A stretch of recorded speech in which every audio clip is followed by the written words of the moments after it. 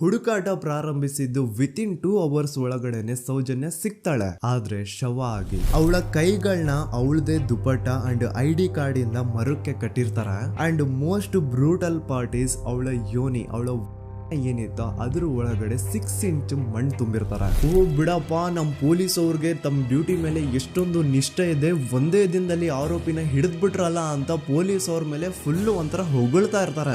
ಆದ್ರೆ ಪಾಪ ಜನರಿಗೆ ಎಲ್ಲಿ ಗೊತ್ತಿತ್ತು ಈ ಕೇಸ್ ನ ರಿಯಲ್ ಆರೋಪಿ ಬೇರೆ ಯಾರೋ ಇದಾರೆ, ಪೊಲೀಸ್ ಅವರೇ ಈ ಕೇಸ್ ನ ಮಿಸ್ಲೀಡ್ ಮಾಡೋದಕ್ಕೆ ಸುಮ್ನೆ ಸಂತೋಷ್ನ ಅರೆಸ್ಟ್ ಮಾಡಿದ್ದಾರೆ ಅಂತ. ಪೊಲೀಸ್ ಅವರು ಈ ಕೇಸ್ ಅಲ್ಲಿ ಕರಪ್ಟ್ ಆಗಿದ್ದಾರೆ, ಪೊಲೀಸ್ ಅವರೇ ಸತ್ಯ ಮುಚ್ಚಿಡ್ಲಿಕ್ಕೆ ಟ್ರೈ ಮಾಡ್ತಿದ್ದಾರೆ. ಹಾಗಾಗಿ ಈ ಕೇಸ್ ನ ಇನ್ಮುಂದೆ ಪೊಲೀಸ್ ಅವರಲ್ಲದೆ CBI ಅವರು ಇನ್ವೆಸ್ಟಿಗೇಷನ್ ಮಾಡಬೇಕು, ಈ ಕೇಸ್ ನ CBI ಒಪ್ಸಿ ಅಂತ ಅಗೇನ್ ಪ್ರೊಟೆಸ್ಟ್ ಗಳು ಸ್ಟಾರ್ಟ್ ಆಗ್ತವೆ. ಸೌಜನ್ಯ ಕೇಸ್ ಒಂದೇ ಅಲ್ಲ, ನಾರಾಯಣ ಹಾಗೂ ಯಮುನಾ ಕೇಸಲ್ಲೂ, ವೇದವಲ್ಲಿ ಕೇಸಲ್ಲೂ, ಆ ಬ್ಯಾಂಕ್ ಮ್ಯಾನೇಜರ್ ನ ಕೇಸಲ್ಲೂ ಹಾಗೂ ಪದ್ಮಲತಾ ಕೇಸಲ್ಲೂ ಸೀದಾ ಡೈರೆಕ್ಟ್ ಡೌಟ್ ಬರೋದೆ ಊರಿನ ಗೌಡ್ರ ಮೇಲೆ. ಸೌಜನ್ಯ ಕೇಸ್ ಬಿಟ್ಟು ಆ ಇನ್ನೊಂದು ಕೇಸ್ ಯಾವುದು, ಅದಕ್ಕೂ ಸಂತೋಷ್ಗೂ ಏನ್ ಸಂಬಂಧ, ಅದ್ರಲ್ಲಿ ಯಾಕೆ ಸಂತೋಷ್ನ ಪೊಲೀಸ್ ಅವರು ಫಿಟ್ ಮಾಡಿದ್ರು ಅಂತ ಪ್ರತಿಯೊಂದು ಹೇಳ್ತೀನಿ.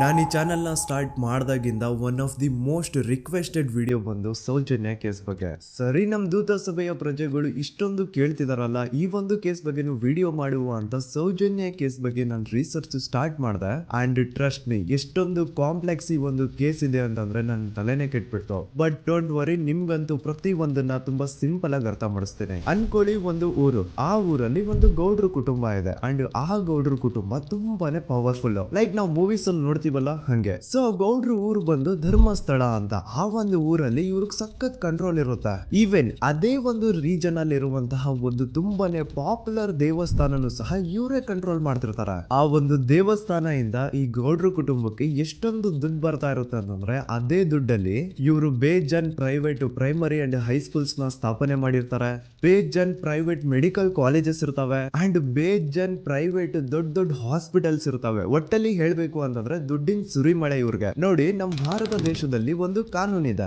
ದ ರಿಲಿಜಿಯಸ್ ಎಂಡೋಮೆಂಟ್ ಆಕ್ಟ್ 1863 ಅಂತ.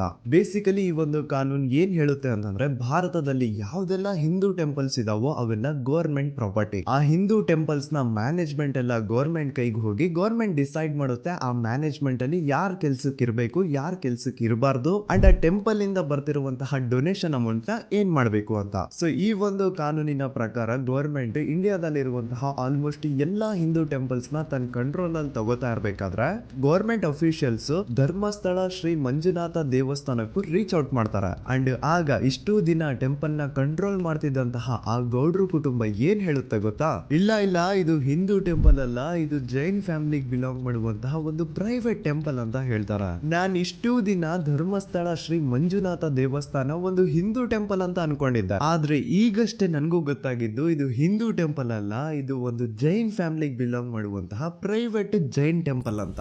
ಸೊ ಹೀಗಾಗಿ ಗವರ್ಮೆಂಟ್ ಅಫಿಷಿಯಲ್ಸ್ ಏನೂ ಮಾಡಕ್ಕಾಗದೆ ಇವತ್ತಿನವರೆಗೂ ಈ ಒಂದು ಧರ್ಮಸ್ಥಳ ಶ್ರೀ ಮಂಜುನಾಥ ದೇವಸ್ಥಾನನ ಒಂದು ಪ್ರೈವೇಟ್ ಟ್ರಸ್ಟ್ ನಡೆಸ್ಕೊಂಡು ಹೋಗ್ತಿದೆ. ಅಂಡ್ ಆ ಪ್ರೈವೇಟ್ ಟ್ರಸ್ಟ್ ನ ಓನರ್ ಯಾರು, ಅದೇ ಗೌಡ್ರ ಕುಟುಂಬ.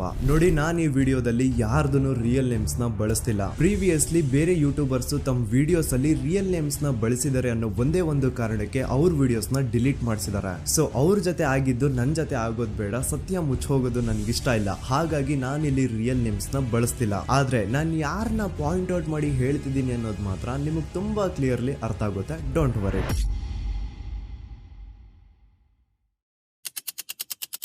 ದಿನಾಂಕ 9/10/2012. A very normal day for everyone except Soujanya.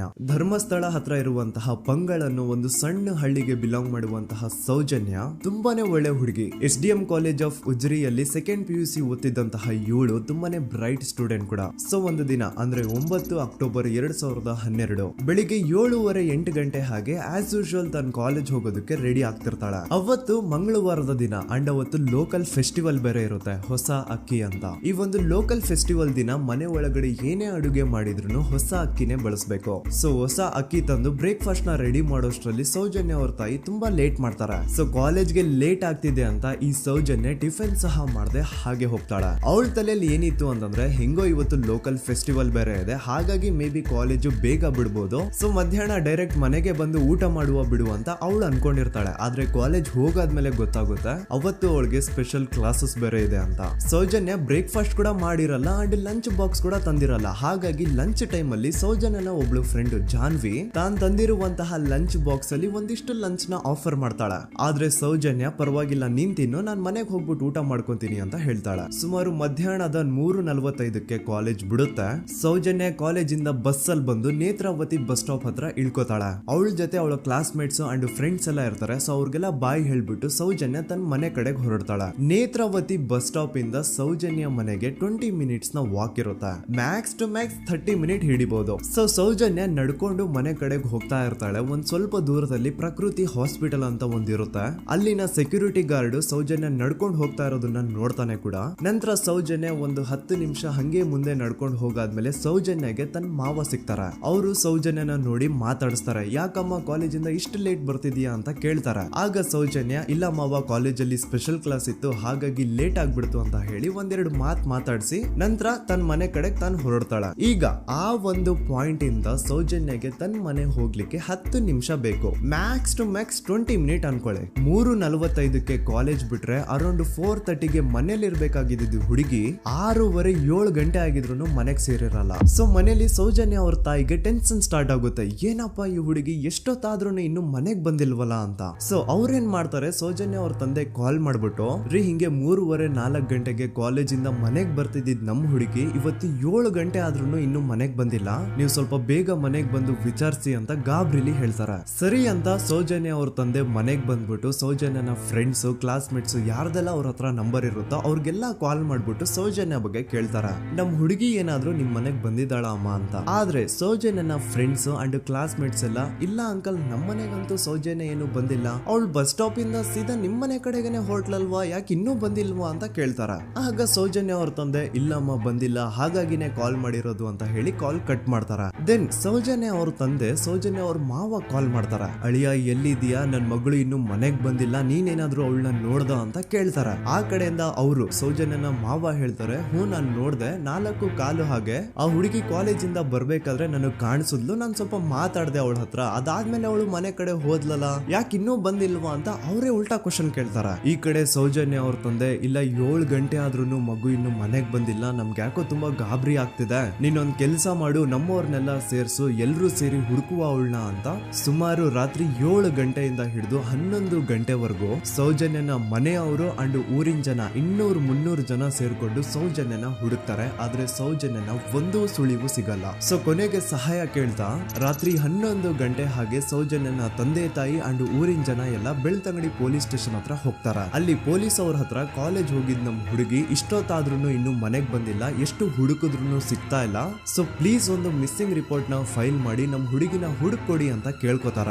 ಆದ್ರೆ ಪೊಲೀಸ್ ಅವರು ಒಪ್ಪಲ್ಲ. ಇಲ್ಲ ಯಾವುದೇ ಪರ್ಸನ್ ಮಿಸ್ಸಿಂಗ್ ಆದ್ರೆ ಆಫ್ಟರ್ 24 ಅವರ್ಸ್ ಆದ್ಮೇಲೆನೆ ರಿಪೋರ್ಟ್ ಫೈಲ್ ಮಾಡಕ್ಕಾಗೋದು. ಸೊ ನೀವ್ ಒಂದ್ ಕೆಲ್ಸ ಮಾಡಿ, ಈಗ ಮನೆಗ್ ಹೋಗಿ ನಾಳೆ ಬೆಳಿಗ್ಗೆವರೆಗೂ ನೋಡಿ, ನಾಳೆ ಬೆಳಿಗ್ಗೆವರೆಗೂ ನಿಮ್ ಮಗಳು ನಿಮ್ ಮನೆಗ್ ಬಂದಿಲ್ಲ ಅಂತಂದ್ರೆ ಆಗ ಬಂದ್ಬಿಟ್ಟು ಮಿಸ್ಸಿಂಗ್ ರಿಪೋರ್ಟ್ ನ ಫೈಲ್ ಮಾಡಿಸಿ ಅಂತ ಹೇಳಿ ಕಳಿಸ್ತಾರ. ಆಗ ಆಲ್ಮೋಸ್ಟ್ ಮಿಡ್ ನೈಟ್ ಆಗಿರೋದ್ರಿಂದ ಅಂಡ್ ಮಳೆ ಬೇರೆ ತುಂಬಾ ಜೋರಾಗಿ ಬರ್ತಾ ಇರುತ್ತೆ. ಸೊ ಈ ಸಿಚುವೇಶನ್ ಅಲ್ಲಿ ಸೌಜನ್ಯನ ಹುಡುಕ್ಲಿಕ್ಕೆ ಆಗಲ್ಲ. ನಾಳೆ ಬೆಳಿಗ್ಗೆ ಸೇರ್ಕೊಂಡು ಅಗೇನ್ ಎಲ್ರು ಸೌಜನ್ಯನ ಹುಡುಕುವ ಅಂತ ಸೌಜನ್ಯನ ಮನೆಯವರು ಅಂಡ್ ಊರಿನ ಜನ ಎಲ್ರು ತಮ್ಮ ಮನೆಗೆ ಹೋಗ್ಬಿಡ್ತಾರ.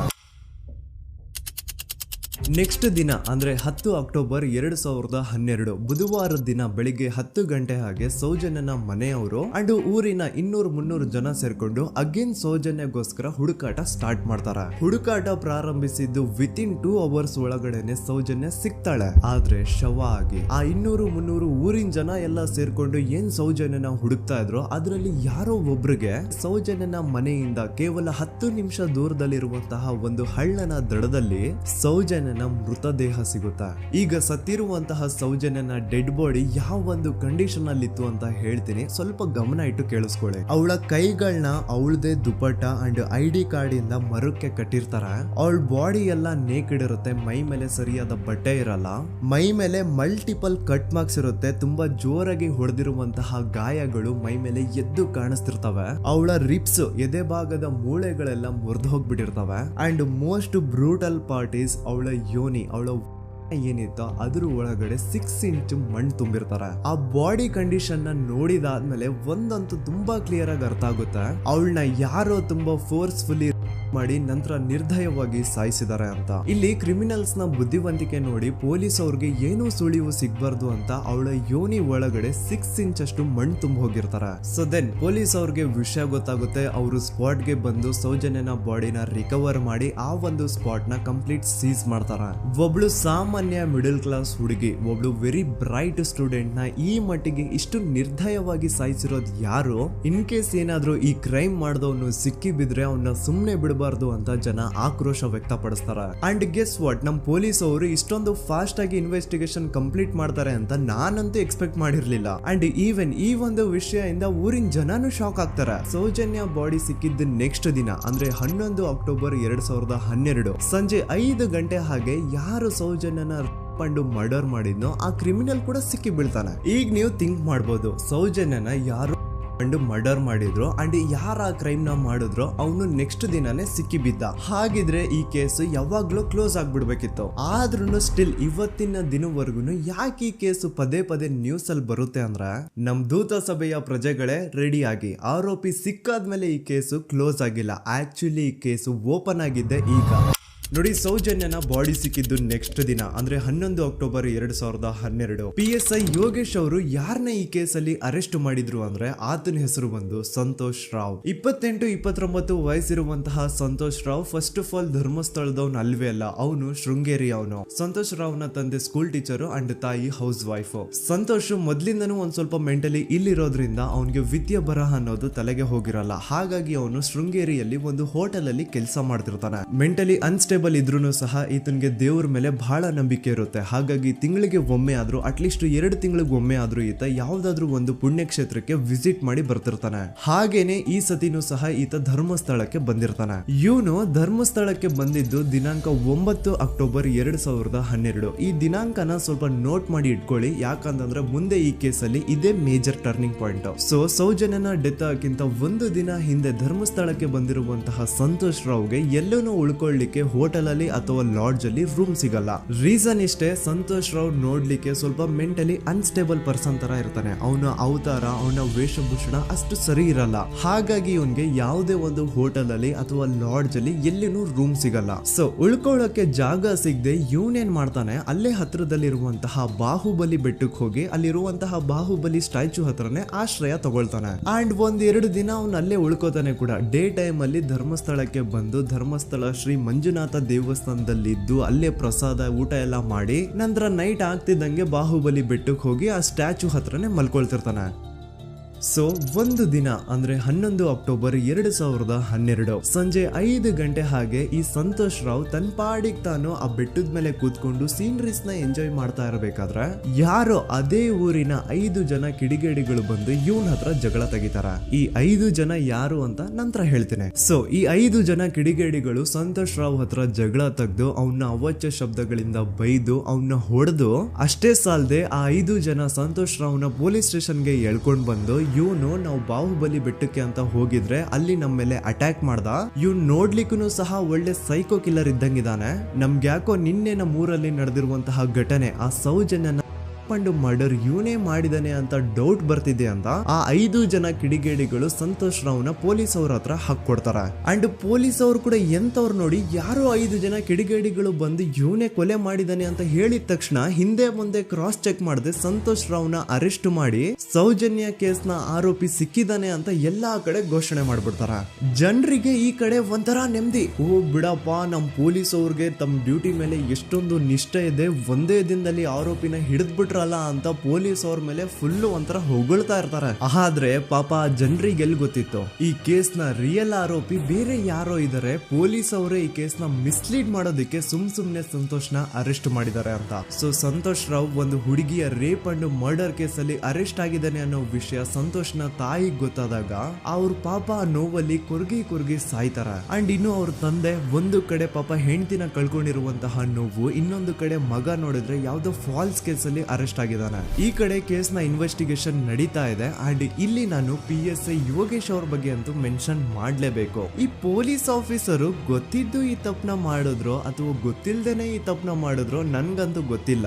ಸೊ ಇವ್ರು ಏನ್ ಮಾಡ್ತಾರೆ ಅಂತಂದ್ರೆ, ಸೌಜನ್ಯನ ಬಾಡಿನ ಪೋಸ್ಟ್ ಮಾರ್ಟಮ್ ಗೆ ಕಳಿಸಿದಾಗ ಡಾಕ್ಟರ್ಸ್ ಹಂಗೋ ಹಿಂಗೋ ಮಾಡಿ ಇಂದ ಕೆಲವೊಂದು ಸ್ಪರ್ಮ್ ನ ಸ್ಯಾಂಪಲ್ಸ್ ಕಲೆಕ್ಟ್ ಮಾಡ್ತಾರೆ. ಅದನ್ನ ಅವರು PSI ಯೋಗೇಶ್ಗೆ ಕೊಟ್ಟು ಇದನ್ನ ವಿತಿನ್ 72 ಅವರ್ಸ್ ಒಳಗಡೆ ಇನ್ನೊಂದು ಲ್ಯಾಬ್ ಗೆ ಸಬ್ಮಿಟ್ ಮಾಡಿ ಅಂತ ತುಂಬಾ ಕ್ಲಿಯರ್ ಆಗಿ ಹೇಳ್ತಾರೆ. ಆದ್ರೆ PSI ಯೋಗೇಶ್ ಆ ಸ್ಪರ್ಮ್ ಸ್ಯಾಂಪಲ್ಸ್ ನ ವಿತಿನ್ 72 ಅವರ್ಸ್ ಒಳಗಡೆ ಲ್ಯಾಬ್ ಕಳ್ಸೋದಿರ್ಲಿ, ಅದನ್ನ 12 ದಿನ ಆದ್ಮೇಲೆ ಲ್ಯಾಬ್ ಕಳಿಸ್ತಾರೆ. ಅಷ್ಟೊತ್ತಿಗೆ ಆಲ್ರೆಡಿ ಆ ಸ್ಪರ್ಮ್ ಸ್ಯಾಂಪಲ್ಸ್ ಗೆಲ್ಲ ಫಂಗಸ್ ಹಿಡಿದು ಅದು ಅನ್ಫಿಟ್ ಫಾರ್ ಟೆಸ್ಟಿಂಗ್ ಅಂತ ಬರುತ್ತೆ. ಈಗ ನೀವೇ ಹೇಳಿ, ಎಂತ ಡಂಬೆಸ್ಟ್ ಪರ್ಸನ್ ಪೊಲೀಸ್ ಆಫೀಸರ್ ಆಗಿದ್ರು ಅವನ ಹತ್ರ ಒಂದು ಮರ್ಡರ್ ಕೇಸ್ ಬಂದಾಗ ಅವನ ಹತ್ರ ಇರೋ ಮೇನ್ ಸಾಕ್ಷಿನೇ, ಮೇನ್ ಎವಿಡೆನ್ಸ್ ಆ ಹುಡುಗಿಯ ಇಂದ ಕಲೆಕ್ಟ್ ಆಗುವಂತಹ ಸ್ಪರ್ಮ್ ಸ್ಯಾಂಪಲ್ಸ್. ಸೊ ಅದನ್ನ ಮೊದಲು ಲ್ಯಾಬ್ ಕಳಿಸಿ ಅದನ್ನ ಐಡೆಂಟಿಫೈ ಮಾಡೋದು ಪೊಲೀಸ್ ಅವರ ಫಸ್ಟ್ ಡ್ಯೂಟಿ. ಆದ್ರೆ ಇಲ್ಲಿ PSI ಯೋಗೇಶ್ ಅವರು ಇದನ್ನೇ ಮರ್ತು ಹೋದ್ರು ಅಂತ ನೋಡಿ. ಯಾವುದೇ ಒಂದು ಕೇಸ್ ಅಲ್ಲಿ ಪೊಲೀಸ್ ಅವರು ಆದಷ್ಟು ಎವಿಡೆನ್ಸ್ ನ ಕಲೆಕ್ಟ್ ಮಾಡೋದಕ್ಕೆ ಟ್ರೈ ಮಾಡ್ತಾರೆ.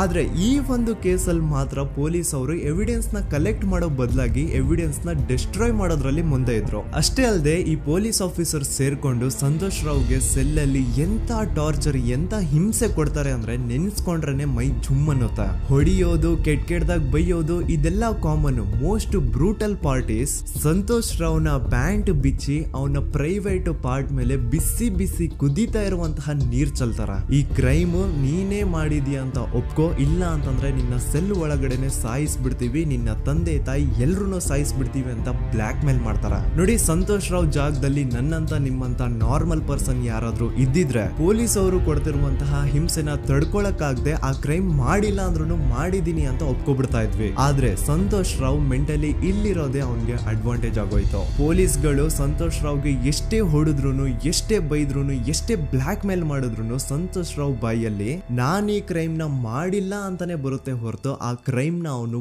ಒಪ್ಕೊಳ್ಳೋದೇ ಇಲ್ಲ. ದೆನ್ ಕೋರ್ಟ್ ಟ್ರಯಲ್ಸ್ ಸ್ಟಾರ್ಟ್ ಆಗುತ್ತೆ. ಈ ಕ್ರೈಮ್ ನ ಸಂತೋಷೇ ಮಾಡಿದಾನೆ ಅಂತ ಸೌಜನ್ಯ ಕಡೆಯ ಲಾಯರ್ ವಾದ ಮಾಡ್ತಾನೆ. ಅದಕ್ಕೆ ಆಪೋಸಿಟ್ ಆಗಿ ಸಂತೋಷ್ ರಾವ್ ಕಡೆಯಿಂದ ಒಬ್ರು ಲಾಯರ್ ಇಲ್ಲ, ಸಂತೋಷ್ ರಾವ್ ಈ ಕ್ರೈಮ್ ನ ಮಾಡ್ಲಿಕ್ಕೆ ಸಾಧ್ಯನೇ ಇಲ್ಲ ಅಂತ ವಾದ ಮಾಡ್ತಿರ್ತಾರೆ. ಅಂಡ್ ಕೋರ್ಟ್ ಇಂದ ಆಚೆಗಡೆ ಸಂತೋಷ್ ರಾವ್ ನ ಅಗೇನ್ಸ್ಟ್ ಸ್ಟೂಡೆಂಟ್ಸ್ ಪ್ರೊಟೆಸ್ಟ್ ನಡೆಯುತ್ತೆ, ಪಬ್ಲಿಕ್ ಪ್ರೊಟೆಸ್ಟ್ ನಡೆಯುತ್ತೆ. ಅರೆಸ್ಟ್ ಆಗಿರುವಂತಹ ಸಂತೋಷ್ ರಾವ್ಗೆ ಗಲ್ಲಿಗೇರಿಸ್ರಿ ಅಂತ ಅವ್ರು ಡಿಮ್ಯಾಂಡ್ ಮಾಡ್ತಿರ್ತಾರೆ. ಸೊ ಹೀಗೆ ಒಂದು 2-3 ವರ್ಷ ಕಳೆದು ಹೋಗುತ್ತೆ. ನಂತರ ಒಂದು ಕೋರ್ಟ್ ಟ್ರಯಲ್ ಅಲ್ಲಿ ಸಂತೋಷ್ ರಾವ್ ಪರವಾಗಿ ಹೋರಾಡ್ತಿದ್ದಂತಹ ಲಾಯರ್ ಯಾಕೆ ಈ ಕೇಸ್ ಅಲ್ಲಿ ಸಂತೋಷ್ ಆರೋಪಿ ಅಲ್ಲ ಅಂತ ಪ್ರೂವ್ ಮಾಡ್ಲಿಕ್ಕೆ ಕೆಲವೊಂದು ಪಾಯಿಂಟ್ಸ್ ನ ಮುಂದೆ ಇಡ್ತಾರೆ. ಅದೇನಂತಂದ್ರೆ, ಮೊದಲನೇದಾಗಿ ಸಂತೋಷ್ ರಾವ್ ಈ ಕ್ರೈಮ್ ನ ಮಾಡಿದಾನೆ ಅಂತ ಒಬ್ರು ಒಂದು ಐ ವಿಟ್ನೆಸ್ ಇರಲ್ಲ. ಇನ್ನೊಂದೇನು ಅಂತಂದ್ರೆ, ಯಾವೊಂದು ಕಂಡೀಷನ್ ಅಲ್ಲಿ, ಯಾವೊಂದು ಬ್ರೂಟಲ್ ಕಂಡೀಷನ್ ಅಲ್ಲಿ ಸೌಜನ್ಯನ ಬಾಡಿ ಸಿಕ್ಕಿತ್ತೋ ಅದನ್ನ ಗಮನದಲ್ಲಿಟ್ಕೊಂಡು ಸ್ವಲ್ಪ ಪ್ರಾಕ್ಟಿಕಲ್ ಆಗಿ ಥಿಂಕ್ ಮಾಡಿದ್ರೆ ಆ ಒಂದು ಭೀಕರ ಕ್ರೈಮ್ ನ ಒಬ್ನೇ ಮಾಡ್ಲಿಕ್ಕೆ ಸಾಧ್ಯನೇ ಇಲ್ಲ. ಇನ್ನೊಂದು ಪಾಯಿಂಟ್ ಏನು ಅಂತಂದ್ರೆ, ಸೌಜನ್ಯನ ಇಂದ ಪೊಲೀಸ್ ಅವ್ರಿಗೆ ಯಾವುದೇ ಸ್ಪರ್ಮ್ ಸ್ಯಾಂಪಲ್ ಸಿಗ್ಬಾರ್ದು ಅಂತ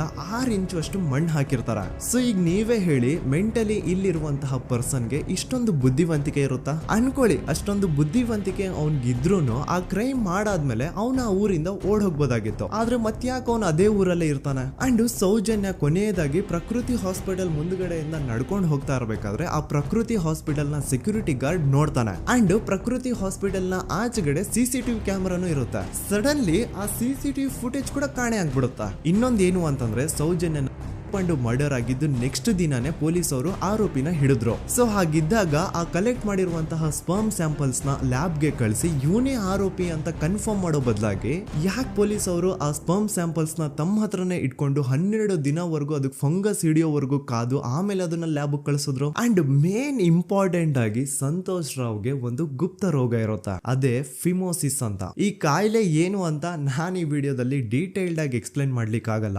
ಜಸ್ಟ್ ತಿಳ್ಕೊಳ್ಳಿ, ಈ ಒಂದು ಕಾಯಿಲೆ ಇರೋರು ಇಂಟಿಮಸಿ ಮಾಡ್ಲಿಕ್ಕೆ ಆಗಲ್ಲ. ಇನ್ ಕೇಸ್ ಮಾಡಿದ್ರು ಅವರು ಸುಖ ಅಲ್ಲ ನರಕ ಕಾಣ್ತಾರ. ಸೊ ಇಷ್ಟೆಲ್ಲ ವ್ಯಾಲಿಡ್ ಪಾಯಿಂಟ್ಸ್, ಇಷ್ಟೆಲ್ಲ ಫ್ಯಾಕ್ಟ್ಸ್ ಕಣ್ ಮುಂದೆ ಇರಬೇಕಾದ್ರೆ ಸ್ಟಿಲ್ ಪೊಲೀಸ್ ಅವರು ಯಾಕೆ ಈ ಕ್ರೈಮ್ ನ ಸಂತೋಷ್ ರಾವೇ ಮಾಡಿದಾನೆ ಅಂತ ಇವನ್ ಹಿಂದೆ ಬಿದ್ದಿದ್ದಾರೆ. ಯಾಕೆ ಅವರು ಈ ಕ್ರೈಮ್ ಇವನ್ ಬಿಟ್ರೆ ಬೇರೆ ಯಾರಾದ್ರೂ ಮಾಡಿರ್ಬೋದಲ್ಲ ಅಂತ ಆ ಆಂಗಲ್ ಅಲ್ಲಿ ಇನ್ವೆಸ್ಟಿಗೇಷನ್ ಮಾಡ್ತಿಲ್ವಲ್ಲ ಅಂತ ಪೊಲೀಸ್ ಅವರ ಇನ್ವೆಸ್ಟಿಗೇಷನ್ ಮೇಲೆ ಈಗ ಕ್ವಶನ್ ಬರುತ್ತೆ. So after hearing all of this, ಎಲ್ಲರಿಗೂ ಈಗ ಪೊಲೀಸ್ ಅವರ ಇನ್ವೆಸ್ಟಿಗೇಷನ್ ಇನ್ವೆಸ್ಟಿಗೇಷನ್ ಮೇಲೆ ಡೌಟ್ ಬರುತ್ತೆ. ಅಂಡ್ ಈವನ್ ಸೌಜನ್ಯ ಅವ್ರ ಮನೆಯವರು ಕೂಡ ನಿಜವಾದ ಆರೋಪಿ ಸಂತೋಷ್ ಅಲ್ಲ ಅಂತ ತಮ್ಮ ಅಭಿಪ್ರಾಯನ ವ್ಯಕ್ತಪಡಿಸ್ತಾರೆ. ಆಗ ಅಲ್ಲಿವರೆಗೂ ಸಂತೋಷ್ ರಾವ್ನ ಗಲ್ಲಿಗೇರಿಸಿ ಅಂತ ಏನು student protest and public protest ಎಲ್ಲ ನಡೀತಾ ಇತ್ತು, ಈಗ ಅದೆಲ್ಲ ನಿಂತು ಹೋಗಿ ಎಲ್ಲಾ ಹೇಟ್ ರೇಟ್ ಪೊಲೀಸ್ ಅವ್ರ ಕಡೆಗೆ ಹೋಗುತ್ತೆ. ಪೊಲೀಸ್ ಅವರು ಈ ಕೇಸಲ್ಲಿ ಕರಪ್ಟ್ ಆಗಿದ್ದಾರೆ, ಪೊಲೀಸ್ ಅವರೇ ಸತ್ಯ ಮುಚ್ಚಿಡ್ಲಿಕ್ಕೆ ಟ್ರೈ ಮಾಡ್ತಿದ್ದಾರೆ. ಹಾಗಾಗಿ ಈ ಕೇಸ್ನ ಇನ್ಮುಂದೆ ಪೊಲೀಸ್ ಅವರಲ್ಲದೆ ಸಿಬಿಐ ಅವರು ಇನ್ವೆಸ್ಟಿಗೇಷನ್ ಮಾಡಬೇಕು, ಈ ಕೇಸ್ನ ಸಿಬಿಐ ಒಪ್ಸಿ ಅಂತ ಅಗೇನ್ ಪ್ರೊಟೆಸ್ಟ್ ಗಳು ಸ್ಟಾರ್ಟ್ ಆಗ್ತವೆ. ಸೊ ಧರ್ಮಸ್ಥಳದಲ್ಲಿ ಇಷ್ಟೊಂದು ಹೋರಾಟಗಳಾಗ್ತಿದಾವೆ, ಒಬ್ಳು ಹುಡುಗಿ ಜೊತೆ ಇಷ್ಟೊಂದು ಅನ್ಯಾಯ ಆಗಿದೆ, ಆದ್ರೂ ಸಹ ಧರ್ಮಾಧಿಕಾರಿ ಏನು ಮಾತೇ ಆಡ್ತಿಲ್ವಲ್ಲ ಈ ಹುಡುಗಿ ಬಗ್ಗೆ ಅಂತ ಜನರು ಪ್ರಶ್ನೆ ಮಾಡಿದಾಗ ಆಗ ಧರ್ಮಾಧಿಕಾರಿನೂ ಜನರು ಮುಂದೆ ಬಂದ್ಬಿಟ್ಟು ಈ ಕೇಸ್ನ ಸಿಬಿಐ ಒಪ್ಸಿ ಅಂತ ಹೋರಾಟ ಮಾಡ್ತಾರ. ನಂತರ ಈ ಒಂದು ಕೇಸು ಪೊಲೀಸ್ ಅವರಿಂದ ಸಿಬಿಐ ಕೈಗೆ ಹೋಗುತ್ತೆ. ಸಿಬಿಐ ಕೈಗೆ ಹೋಗಿದ ತಕ್ಷಣ ಇಲ್ಲೇನು ಸತ್ಯ ಹೊರಗೆ ಬಂದಿಲ್ಲ. ಆ ಸಿಬಿಐ ಅವರು 3-4 ವರ್ಷ ಟೈಮ್ ತಗೊಂಡು ಮತ್ತೆ ಈ ಒಂದು ಕೇಸ್ನ ರೀ ಇನ್ವೆಸ್ಟಿಗೇಷನ್ ಮಾಡ್ತಾರ. ಆದ್ರೆ ಅಲ್ಲೇನು ಇನ್ವೆಸ್ಟಿಗೇಷನ್ ಮಾಡ್ಲಿಕ್ಕೆ ಉಳ್ದೇ ಇರಲ್ಲ. ಆ ಪೊಲೀಸ್ ಅವರು ಅವ್ರ ಕೈಯಲ್ಲಿ ಈ ಕೇಸು ಇದ್ದಷ್ಟು ದಿನ ಎಷ್ಟಾಗುತ್ತೋ ಅಷ್ಟು ಎವಿಡೆನ್ಸ್ ನ ಡಿಸ್ಟ್ರಾಯ್ ಮಾಡ್ಬಿಟ್ಟಿರ್ತಾರ. ಸೊ ಹಾಗಾಗಿ ಅಲ್ಲಿ ಸಿಬಿಐ ಅವ್ರಿಗೆ ಇನ್ವೆಸ್ಟಿಗೇಷನ್ ಮಾಡ್ಲಿಕ್ಕೆ ಏನ್ ಉಳ್ದೇ ಇರಲ್ಲ. ಆದ್ರೂ ಸ್ಟಿಲ್ ಅವರು 3-4 ಇಯರ್ಸ್ ಟೈಮ್ ತಗೊಂಡು ನಂತರ ಫೈನಲಿ ಒಂದು ರಿಪೋರ್ಟ್ ನ ಕೋರ್ಟ್ ಗೆ ಸಬ್ಮಿಟ್ ಮಾಡ್ತಾರ. ಅಂಡ್ ಸಿಬಿಐ ಅವರು ಕೋರ್ಟ್ ಗೆ ಸಬ್ಮಿಟ್ ಮಾಡಿರುವಂತಹ ಆ ಒಂದು ರಿಪೋರ್ಟ್ ಅಲ್ಲಿ ಏನಿತ್ತು ಅಂದ್ರೆ ಸಿಬಿಐ ಇನ್ವೆಸ್ಟಿಗೇಷನ್ ಕನ್ಫರ್ಮ್ಸ್ ದಟ್ ಈ ಒಂದು ಕ್ರೈಮ್ ನ ಸಂತೋಷ್ ರಾವ್ ಮಾಡಿದಾನೆ ಅಂತ. ಆದ್ರೆ ಐರಾನಿ ಈಸ್ ಇದೇ ಒಂದು ರಿಪೋರ್ಟ್ ಅಲ್ಲಿ ಇವ್ರು ಏನ್ ಹೇಳ್ತಾರೆ ಅಂದ್ರೆ ಅವ್ರಿಗೆ ಯಾವುದೇ ತರ ಎವಿಡೆನ್ಸ್ ಸಿಕ್ಕಿಲ್ಲ ಅಂತ. ಯಾಕಂದ್ರೆ ಈ ಸೌಜನ್ಯ ಕೇಸು ಪೊಲೀಸ್ ಅವ್ರ ಕೈಯಲ್ಲಿ ಇದ್ದಾಗ ಪೊಲೀಸ್ ಅವರು ತಮ್ಮ ನಿರ್ಲಕ್ಷ್ಯದಿಂದ ಎಲ್ಲಾ ಎವಿಡೆನ್ಸ್ ನ ಕಳ್ಕೊಂಡ್ಬಿಟ್ಟಿರ್ತಾರ. ಅಂತದ್ರಲ್ಲಿ ಯಾವ ಒಂದು ಆಧಾರದ ಮೇಲೆ ಇವರು ಸಂತೋಷ್ ರಾವ್ ಈ ಕ್ರೈಮ್ ನ ಮಾಡಿದ್ದಾರೆ ಅಂತ ಕ್ವಶನ್ ಮಾಡಿದಾಗ ಸಿಬಿಐ ಅವ್ರ ಕಡೆಯಿಂದ ನೋ ಆನ್ಸರ್. ನೋಡಿ, ಮೊದ್ಲು ಈ ಒಂದು ಕೇಸ್ ನ ಪೊಲೀಸ್ ಅವರು ಇನ್ವೆಸ್ಟಿಗೇಷನ್ ಮಾಡಿ ನಂತರ ಈ ಒಂದು ಕೇಸು ಸಿಬಿಐ ಅವ್ರ ಕೈಗೆ ಹೋಗಿ ಅವರು 3-4 ವರ್ಷ ಟೈಮ್ ತಗೊಂಡು ಇನ್ವೆಸ್ಟಿಗೇಷನ್ ಮಾಡಿ ದೆನ್ ಫೈನಲ್ ರಿಪೋರ್ಟ್ ನ ಕೋರ್ಟ್ ಗೆ ಸಬ್ಮಿಟ್ ಮಾಡೋಷ್ಟ್ರಲ್ಲಿ ಸುಮಾರು 5-6 ವರ್ಷ ಕಳೆದು ಹೋಗಿರುತ್ತೆ. ಅಂಡ್ ಸ್ಟಿಲ್ ಈ ಒಂದು ಕೇಸಲ್ಲಿ ಏನೂ ಕನ್ಕ್ಲೂಷನ್ ಸಿಕ್ಕಿರಲ್ಲ. ಎವ್ರಿ ಇಯರ್ ಸೌಜನ್ಯನ ಬರ್ತ್ಡೇ ಇದ್ದಾಗ ಅಥವಾ ತಿಥಿ ಇದ್ದಾಗ ಅವಳನ್ನ ನೆನೆಸ್ಕೊಂಡು ಅವಳ ಹೆಸರಲ್ಲಿ public protest and student protest ನಡೀತಾನೆ ಇರ್ತವೆ. ಸೊ ಒಂದು ದಿನ ಈ ಒಂದು ಪ್ರೊಟೆಸ್ಟ್ ಗಳ ನ್ಯೂಸ್ ಗಿರೀಶ್ ಮುಟ್ಟಣ್ಣನವರ ಗಮನಕ್ಕೆ ಬರುತ್ತೆ. ಯಾರು ಈ ಗಿರೀಶ್ ಮುಟ್ಟಣ್ಣನವರ ಅಂದ್ರೆ ಇವರು very honest X police man. ನೀವು ನಂಬಲ್ಲ, ಇವ್ರು ಪೊಲೀಸ್ ಆಫೀಸರ್ ಇದ್ದಾಗ ಪಬ್ಲಿಕ್ ಅಲ್ಲಿ ಒಬ್ಬ MLA ಹೊಡೆದಿರ್ತಾರ. ಅಷ್ಟೇ ಅಲ್ಲ, ಪೊಲೀಸ್ ಡಿಪಾರ್ಟ್ಮೆಂಟ್ ಅಲ್ಲಿ ಕರಪ್ಷನ್ ಇದೆ, ಕರಪ್ಷನ್ ಇದ್ದಿದ್ ಕಡೆ ನಾನ್ ಇರಲ್ಲ ಅಂತ ಹೇಳ್ಬಿಟ್ಟು ತಮ್ಮ ಪೊಲೀಸ್ ಡ್ಯೂಟಿನ ಬಿಟ್ಬಿಟ್ಟು ಈಗ ಸಮಾಜದಲ್ಲಿ ಏನೇ ಅನ್ಯಾಯ ಆಗಿದ್ರು ಅದ್ರ ಅಗೇನ್ಸ್ಟ್ ವಾಯ್ಸ್ ರೈಸ್ ಮಾಡ್ತಿದಾರ. ಸೊ ಈ ಗಿರೀಶ್ ಮುಟ್ಟಣ್ಣನವರಿಗೆ ಸೌಜನ್ಯ ಕೇಸ್ ಬಗ್ಗೆ ಗೊತ್ತಾದಾಗ ಅವ್ರಿಗೆ ಈ ಕೇಸು ತುಂಬಾನೇ ಕಾಡುತ್ತೆ. ಅಲ್ಲ, ಇಷ್ಟೊಂದು ವರ್ಷಗಳಾಗೋಯ್ತು ಆ ಹುಡುಗಿ ಜೊತೆ ಅನ್ಯಾಯ ಆಗಿ, ಸ್ಟಿಲ್ ಈ ಒಂದು ಕೇಸ್ ನ ಕನ್ಕ್ಲೂಷನ್ ಸಿಕ್ತಿಲ್ವಲ್ಲ, ಏನ್ ನಡೀತಿದೆ ಧರ್ಮಸ್ಥಳದಲ್ಲಿ ಅರ್ಥ ಆಗ್ತಿಲ್ವಲ್ಲ ಅಂತ ಈ ಗಿರೀಶ್ ಅವರು ತಮ್ಮ ಹಳೆ ಪೊಲೀಸ್ ಕಾಂಟ್ಯಾಕ್ಟ್ಸ್ ನ ಯೂಸ್ ಮಾಡ್ಕೊಂಡು ಆ ಸೌಜನ್ಯ ಕೇಸ್ ಫೈಲ್ ನ ಒಂದು ಕಾಪಿನ ತಮ್ಮ ಹತ್ರ ತರಿಸ್ಕೋತಾರ. ಆ ಒಂದು ಕೇಸ್ ಫೈಲ್ ಅಲ್ಲಿ ಸೌಜನ್ಯ ಬಗ್ಗೆ ಅಷ್ಟೇ ಅಲ್ಲದೆ ಸಂತೋಷ್ ರಾವ್ ಬಗ್ಗೆನೂ ಇನ್ಫಾರ್ಮೇಶನ್ ಇರುತ್ತೆ. ಅಂಡ್ ಗಿರೀಶ್ ಅವರು ಸಂತೋಷ್ ಬಗ್ಗೆ ಇರುವಂತಹ ಇನ್ಫಾರ್ಮೇಶನ್ ನೋಡ್ತಾ ಇರ್ಬೇಕಾದ್ರೆ ಅವರು ಒಂದು ವಿಷಯನ ನೋಟಿಸ್ ಮಾಡ್ತಾರ. ಅದೇನಂತಂದ್ರೆ ಪೊಲೀಸ್ ಅವರು ಸಂತೋಷ್ ರಾವ್ನ ಬರೀ ಸೌಜನ್ಯ ಕೇಸಲ್ಲಿ ಒಂದೇ ಫಿಟ್ ಮಾಡಿರಲ್ಲ, ಸೌಜನ್ಯ ಸಾಯೋಕ್ಕಿಂತ 20 ದಿನ ಹಿಂದೆ ಧರ್ಮಸ್ಥಳದಲ್ಲೇ ನಡೆದಿರುವಂತಹ ಒಂದು ಕ್ರೈಮ್ ಅಲ್ಲಿನೂ ಸಹ ಸಂತೋಷ್ ರಾವ್ ಆರೋಪಿ ಅಂತ ಮೆನ್ಷನ್ ಮಾಡಿರ್ತಾರ. ಸೊ ಸೌಜನ್ಯ ಕೇಸ್ ಬಿಟ್ಟು ಆ ಇನ್ನೊಂದು ಕೇಸ್ ಯಾವುದು, ಅದಕ್ಕೂ ಸಂತೋಷ್ಗೂ ಏನ್ ಸಂಬಂಧ, ಅದ್ರಲ್ಲಿ ಯಾಕೆ ಸಂತೋಷ್ನ ಪೊಲೀಸ್ ಅವರು ಫಿಟ್ ಮಾಡಿದ್ರು ಅಂತ ಪ್ರತಿಯೊಂದು ಹೇಳ್ತೀನಿ. ಆದ್ರೆ ನಾನಿಲ್ಲಿ ಯಾರ್ದು ರಿಯಲ್ ನೇಮ್ಸ್ ನ ಬಳಸಲ್ಲ. ಯಾಕಂದ್ರೆ ಮುಂದೆ ಕೇಸಲ್ಲಿ ತುಂಬಾ ದೊಡ್ಡ ಪವರ್ಫುಲ್ ವ್ಯಕ್ತಿಗಳ ಹೆಸರುಗಳು ಬರ್ತವೆ. ಅಂಡ್ ನನ್ ವಿಡಿಯೋ ಯೂಟ್ಯೂಬ್ ಇಂದ ಡಿಲೀಟ್ ಆಗೋದು ನನ್ಗೆ ಇಷ್ಟ ಇಲ್ಲ. ಹಾಗಾಗಿ ನಾನಿಲ್ಲಿ ಯಾರ್ದು ರಿಯಲ್ ನೇಮ್ಸ್ ನ ಬಳಸ್ತಿಲ್ಲ. ಬಟ್ ಯಾರ ಬಗ್ಗೆ ಹೇಳ್ತಿದ್ದೀನಿ ಅಂತ ಒಂದ್ ಸ್ವಲ್ಪ ನೀವೇ ಅರ್ಥ ಮಾಡ್ಕೊಳ್ಳಿ. ನೋಡಿ, ಧರ್ಮಸ್ಥಳದಲ್ಲಿ ಮಾಫಿಯಾ ಕೈಂಡ್ ಆಫ್ ನಡೆಸ್ತಿರುವಂತಹ ಒಂದು ವೆರಿ ಪವರ್ಫುಲ್ ಗೌಡ್ರು ಕುಟುಂಬ ಇದೆ. ಇವ್ರ ಹತ್ರ ಬೇಜನ್ ಆಸ್ತಿ, ಬೇಜನ್ ದುಡ್ಡು, ಬೇಜನ್ ಪವರ್, ಬೇಜನ್ ಇನ್ಫ್ಲೂಯೆನ್ಸ್ ಎಲ್ಲಾನು ಇದೆ. ಆ ಊರಲ್ಲಿ ಈ ಗೌಡ್ರು ಕುಟುಂಬದ್ದು ಎಷ್ಟೊಂದು ಕಂಟ್ರೋಲ್ ಇದೆ ಅಂತಂದ್ರೆ ಅವ್ರನ್ನ ಎದುರು ಹಾಕೊಳ್ಳೋರೆ ಯಾರು ಇಲ್ಲ. ಅಂಡ್ ಈ ಒಂದು ಗೌಡ್ರು ಕುಟುಂಬ ಒಂದು ಪ್ರೈವೇಟ್ ಟ್ರಸ್ಟ್ ಹೆಸರಲ್ಲಿ ಒಂದು ವೆರಿ ಪಾಪ್ಯುಲರ್ ದೇವಸ್ಥಾನನ ಸುಮಾರು ವರ್ಷಗಳಿಂದ ತಲೆ ಮಾರುಗಳಿಂದನೂ ನಡ್ಸ್ಕೊಂಡ್ ಬಂದಿರ್ತಾರ. ಅದೇ ಒಂದು ದೇವಸ್ಥಾನದಲ್ಲಿ 60 ವರ್ಷ ವಯಸ್ಸಾಗಿರುವಂತಹ ನಾರಾಯಣ ಅನ್ನೋ ಒಬ್ಬ ವ್ಯಕ್ತಿ ಮಾವುತನಾಗಿ ಕೆಲಸ ಮಾಡ್ತಿರ್ತಾನೆ. ನಾರಾಯಣ ಅವ್ರ ತಂದೆನೂ ಅದೇ ದೇವಸ್ಥಾನದಲ್ಲಿ ಮಾವುತಾಗಿ ಕೆಲಸ ಮಾಡ್ತಾ ಇದ್ರು, ಅವ್ರ ತಂದೆನೂ ಅದೇ ದೇವಸ್ಥಾನದಲ್ಲಿ ಮಾವುತಾಗಿ ಕೆಲಸ ಮಾಡ್ತಾ ಇದ್ರು. ಸೊ ಹೀಗೆ ತಲೆ ಮಾರುಗಳಿಂದ ಮಾವುತಾಗಿನೇ ನಾರಾಯಣನ ಕುಟುಂಬ ಆ ಒಂದು ದೇವಸ್ಥಾನದಲ್ಲಿ ಕೆಲಸ ಮಾಡ್ತಾ ಇರುತ್ತೆ. ಸೊ ಒಮ್ಮೆ ತುಂಬಾ ವರ್ಷಗಳ ಹಿಂದೆ ನಾರಾಯಣ ಅವ್ರ ತಂದೆ ಆ ದೇವಸ್ಥಾನದಲ್ಲಿ ಮಾವುತಾಗಿ ಕೆಲಸ ಮಾಡ್ತಾ ಇರ್ಬೇಕಾದ್ರೆ ಆಗಿನ ದೇವಸ್ಥಾನದ ಧರ್ಮಾಧಿಕಾರಿ ಆ ಮಾವುತನ ಕೆಲ್ಸದ ಮೇಲೆ ಇರುವಂತಹ ನಿಷ್ಠೆ, ಅವನ ನಿಯತ್ತು ಅಂಡ್